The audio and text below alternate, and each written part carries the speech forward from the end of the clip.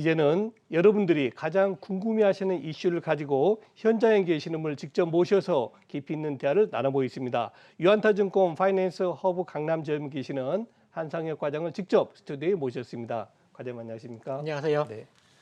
뭐 요즘 바쁘시기도 하고 또 코로나 방역 때문에 힘드신데 직접 이렇게 와주셔서 감사합니다. 네, 저야말로 불러주셔서 감사합니다. 네, 고맙습니다.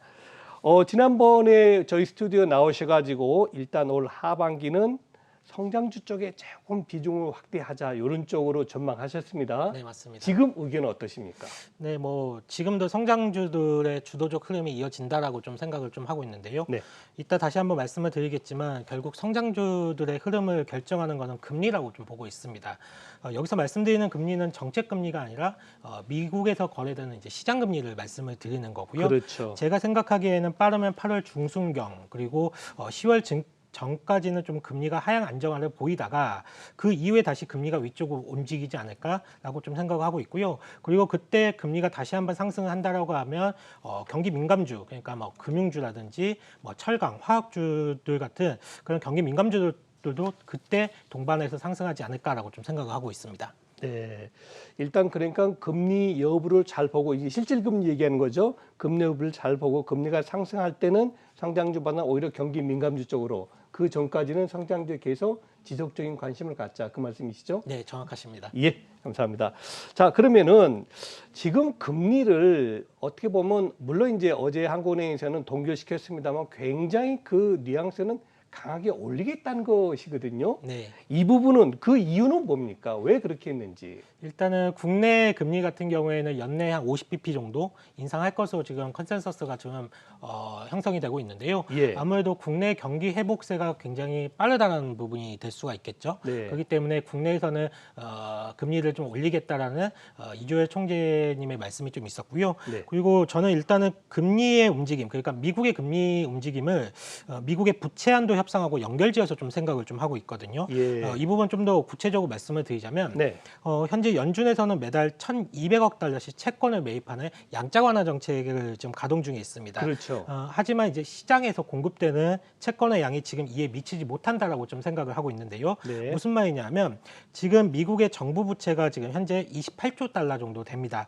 그리고 2019년에 부채 한도를 22조 달러로 정해놨었고 당시 부채 한도 결정을 2년간 유예를 시켜놓은 상태지요. 결국 7월 안으로 부채 한도 협상이 통과가 되어야 하는데 그동안 미국 정부 같은 경우에는 인프라 투자, 그러니까 연초부터 강조해온 인프라 투자가 통과된다라고 보고 미 정부에서는 현금을 상당히 많이 쌓아놓고 기다리고 있었던 상황이에요. 네. 하지만 진작에 통과가 되었을 것으로 생각을 했던 인프라 투자는 아직도 의회를 통과하지 못하고 있고 그러다 보니까 부채 한도 협상이 마무리되지 못한 지금 함부로 미국 정부는 국채를 발행할 수 없는 그런 상황에 놓여 있다라고 보시면 될 것 같습니다.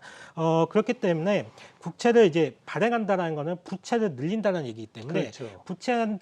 부채 한도 협상이 마무리가 되기 전까지는 국채 발행에 미국 정부가 신중해 할 수밖에 없는 상황이고요. 연준에서는 1,200억 달러씩 채권을 계속 사고 있는데 공급이 뚝 떨어진 거죠. 네. 그러다 보니까 채권에 대한 수요는 많은데 공급이 부족한 현상. 그러다 보니까 가격은 상승하고 이 채권 가격과 반비례 관계인 금리는 하락하는 그런 현상이 지금 보여지고 있다라고 보시면 될 것 같습니다. 네. 자, 이제 본격적으로 성장주에서 과연 어떤 쪽에 관심을 가져야 되는지 한번 여쭤보겠습니다. 과장님, 저는 깜짝 놀랐어요. 지난번에 나오셔가지고 성장주에서도 특히 2차 전지 쪽에 관심을 가져야 된다는 말씀 주셨는데 그때만 해도 2차 전지가 많이 올랐었거든요. 네. 물론 이제 그럼에도 불구하고 얘기하셔서 정말 올라갈까 했더니 지금 시장의 주도주는 2차 전지가 하고 있습니다. 네, 맞습니다. 그래서 그때 과장님이 얘기하실 때 안 사셨던 투자가분들이 고민이 많습니다. 지금이라도 들어가야 되는가?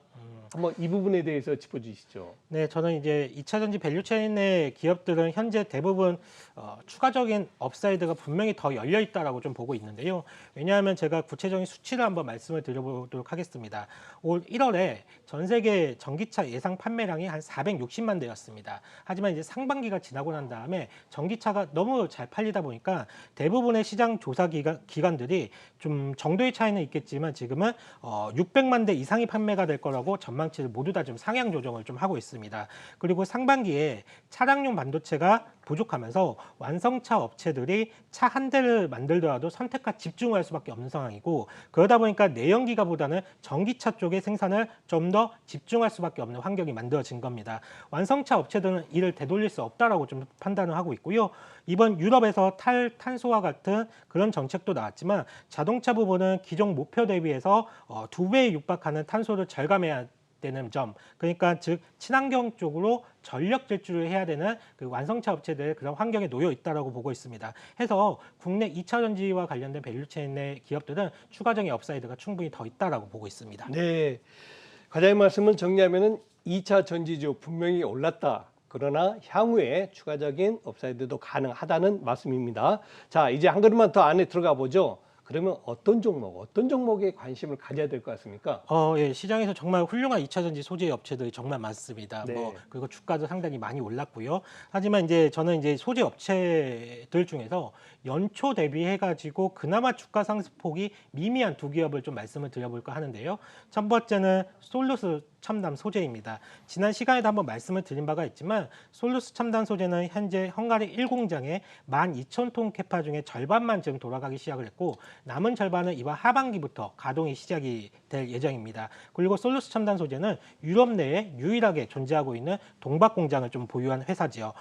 최근에는 미국 시장 진출을 위해서 조인트 벤처를 설립을 위한 MOU도 좀 체결을 했는데요. 아마 4분기가 된다라고 하면 투자 규모 등이 좀 더 구체적으로 확인이 될 것으로 보고 있기 때문에 하반기에 상당한 모멘텀을 좀 발생을 할 것으로 좀 보고 있고요.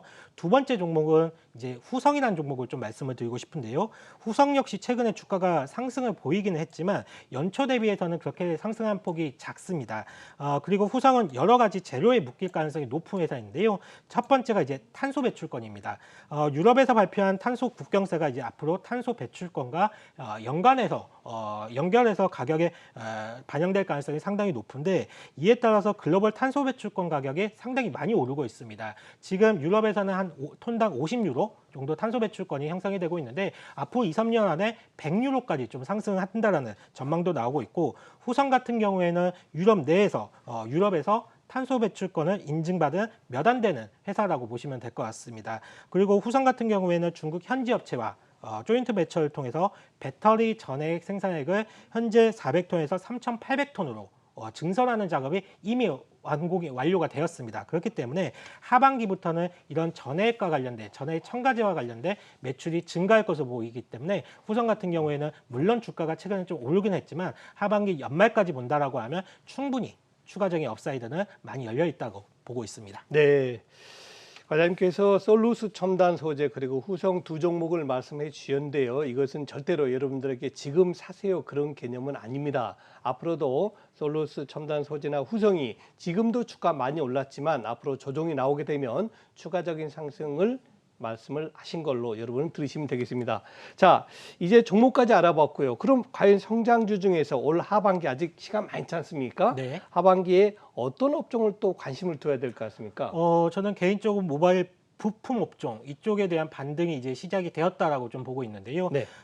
이번에 애플이 신제품 생산량을 20%더 올려서 부품사들에게 요청을 했다라는 소식도 있었지만, 이렇게 된다라고 하면 삼성 쪽에서도 가만히 있지 못할 거거든요. 그러겠죠. 분명히 삼성에서도 판매량을 증가시키기 위한 여러 가지 방법을 강구를 할 것 같고요. 그렇기 때문에 모바일 부품주들 같은 경우에는 하반기에 상당히 좀 주가에 대한 상승 매력이 높다라고 보고 있기 때문에, 애플향이라고 한다라고 하면 대표적으로 LG이노텍, 그리고 하이비전 시스템, 그리고 BH 등이 있을 수가 있고, 삼성향이라고 한다라고 하면 파인테크닉스, 그리고 인터플렉스, 인탑스 등이 대표적으로 수혜가 예상이 되는 종목들이다라고 좀 할 수가 있겠습니다. 네, 뭐 이번에 보니까는 LG 이노텍 같은 경우는 또 메타버스하고도 연관이 되더라고요.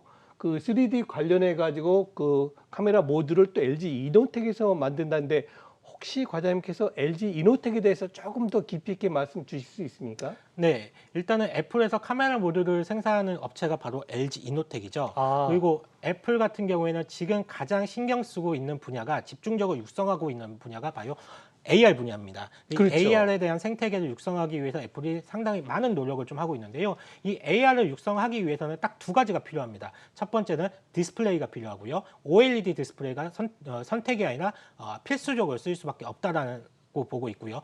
두 번째는 바로 카메라 모듈인데요. 카메라 모듈이 지금보다 한 단계 더 업그레이드가 되어야 하기 때문에 애플 입장에서는 계속적으로 카메라 모듈 생산하는 LG노텍과의 파트너십을 강화시킬 수밖에 없다라고 좀 보고 있습니다. 네, 정말 LG이노텍 최근에 주가가 많이 올랐다고 하지만 뭐 12개월 예상 펄 보니까 8배밖에 안 되더라고요. 네. 저도 깜짝 놀랐어요. 정말 과장님 말씀대로 아마 카메라 모듈 쪽에서는 세계 최고의 제품을 만드는 것 아닌가 싶습니다. 네, 오늘 좋은 말씀 주신 분은 유한타증권의 한상혁 과장이었습니다. 과장님 감사합니다. 네, 감사합니다.